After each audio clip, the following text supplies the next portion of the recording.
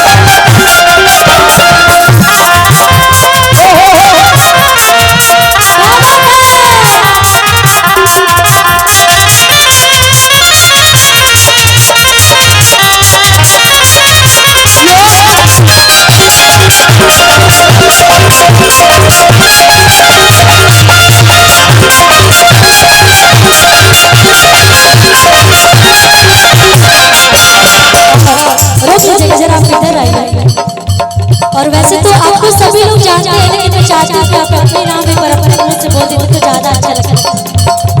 क्या नाम है? गुल खिले गुलशन के लिए यार खिले गुलदस्ते, गुल खिले गुलशन के लिए यार खिले गुलदस्ते। कुसुम की तरफ से आप सभी को प्यार भरा नमस्ते।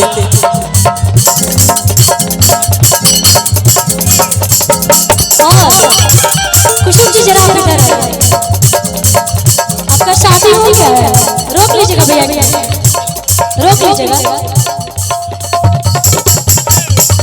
नहीं हुआ है ना? कोई बात नहीं, जब भी आपकी शादी होगी ना तो अपने पति देव जी से एक चीज जरूर मांगिएगा, क्योंकि बहुत ट्रेंड चल रहा है तो मैं सोचो आपको बता दूं, है ना कि जब पहिरी देह झलके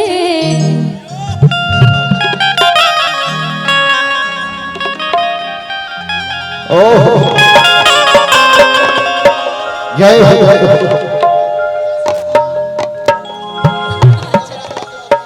अरे जिया। और थोड़ा सा एक आवश्यक सूचना मैं चाहूंगा कि थोड़ा सा मंच को खाली कर दिया। जितने हमारे नन्हे प्यारे प्यारे बच्चे दिख रहे हैं, हम थोड़ा लोग से रिक्वेस्ट करते हैं दोनों नीचे चल जाओ, मतलब दबा दो जा लो घरे दिए नो प्रमोद भैया का फोटो खींचवा लिया लो, जा लो।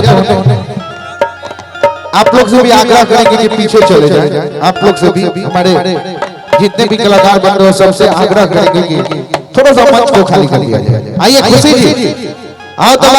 तो जब भी आपकी शादी होगी तो अपने पति देव जी से एक चीज मांगिएगा क्या? और आग्रह करूंगा कि जब पहिरी देह झलके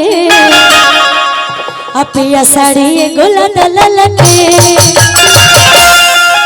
बाजारी से ले आई बबला तब से जीव पर छलके और हलके हलके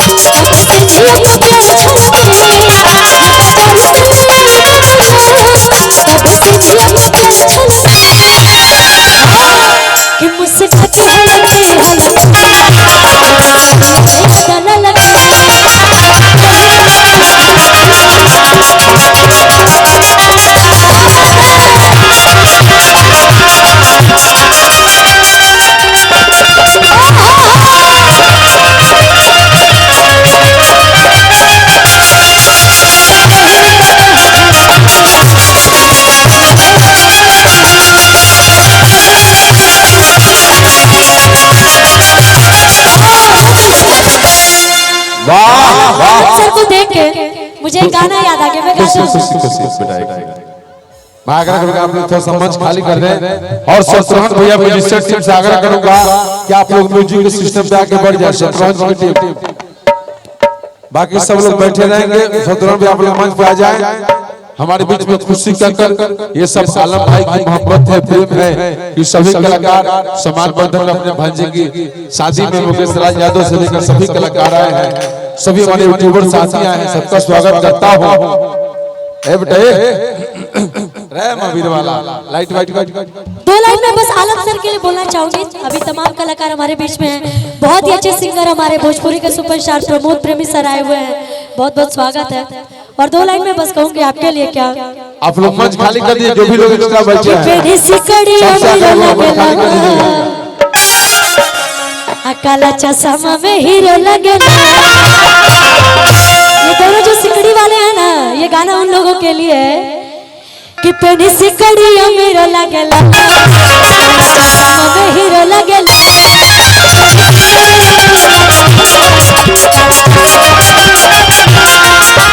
सिकड़ी हीरो लगेला, काला चश्मा में हीरो लगेला।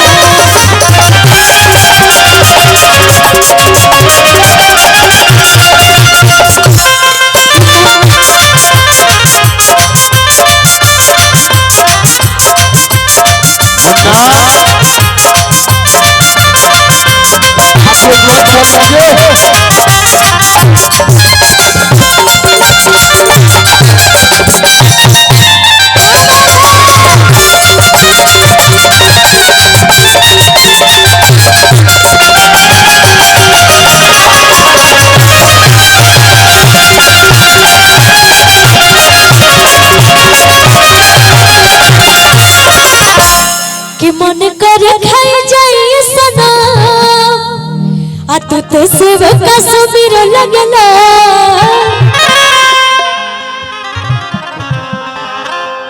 दस गो कुर्सी मंगवाई हरिंदर भैया, मंच पे 10 गो कुर्सी मंगवाई। अर्जेंट उधर से 10 गो कुर्सी मंगवाई। और सानी पांडे जी हम लोग के बीच मौजूद हैं, 10 गो कुर्सी मंगाइए। और बाकी लोग जो मेरे छोटे बड़े मित्र हैं तो प्लीज या तो बैठ जाए, नहीं तो उतर। और हम आग्रह कर शत्रुघ्न भैया की टीम से 1 मिनट रुको। शत्रुघ्न भैया की टीम से चाहा कि यहाँ पर सेटअप ना लगा के यही सेटअप पर काम चला ले, ऐसे कि खुल खाल होई तो ढेर कलाकार बारे तो कोई बात नहीं। और बहुत अच्छे कलाकार अभी उपस्थित हैं, आप लोग सबको सुनिए, प्यार आशीर्वाद दीजिए। नरमुंडा सर कहाँ है? अब बहुत बहुत धन्यवाद खुशी कक्कर जी का कि आप सबों ने आपने इसे एक आवश्यक सूचना कीमती समय निकाल के बेटा रुको।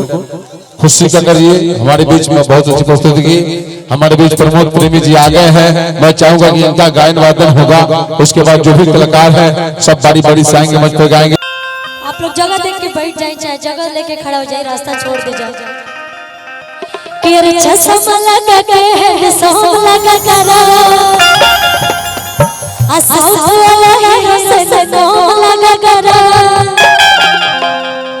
कि तोहरे के हो देवे गोरे रे तू तो लगा करा। बजा भैया 1 2 3 4।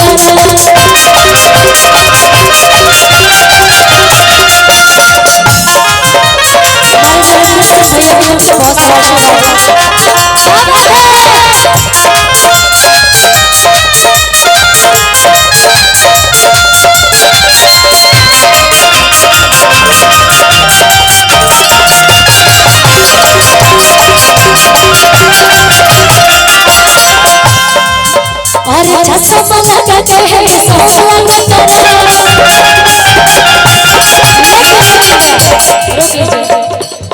अगर यही लाइन हमारे फोन पे आया भाभी को बोलेंगे तो पता है कैसे बोलेंगे अपू सर?